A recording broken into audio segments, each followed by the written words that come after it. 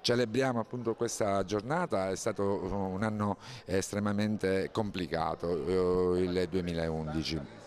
Ci sono stati una serie di incrementi, il più 250% come richiedenti protezione internazionale in Italia. Tutto questo è stato dovuto chiaramente alle emergenze che si sono verificate nel Nord Africa, ma anche altre emergenze in Costa d'Avorio, in Ciad.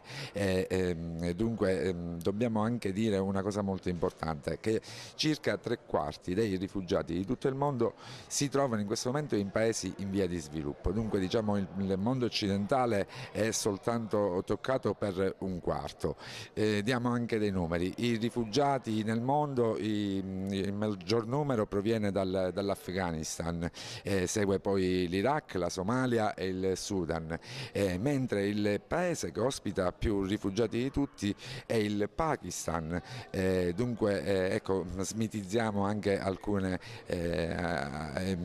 alcuni concetti che forse non erano molto chiari. Favara festeggia a pieno titolo perché proprio siamo intestatari di un progetto SPRAR, che è proprio il progetto che accoglie, noi abbiamo 15 rifugiati che chiedono asilo politico e diamo la possibilità, grazie a questo progetto, di fare un percorso di formazione, di scolarizzazione, gli diamo la possibilità di poter trovare un lavoro e di immettersi, diciamo, nella nostra società. La mostra si chiama Gli Arrivati e queste sono le fotografie che ho fatto durante il mio lavoro fra Porto Empedocle e Lampedusa, per cui ci sono proprio le facce di quelli che sono arrivati, sia quelli che ce l'hanno fatta e purtroppo anche quelli che non ce l'hanno fatta, come vedi dalle foto.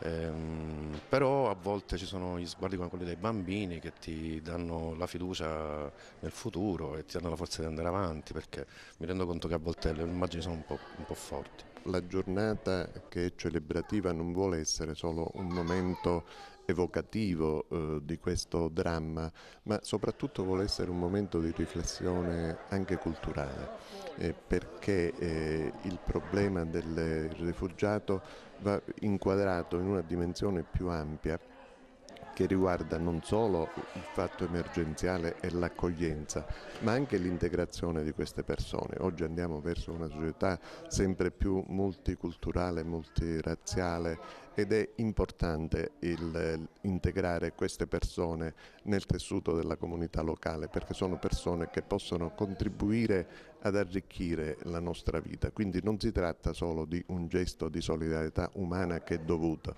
ma può essere un momento di arricchimento della nostra società,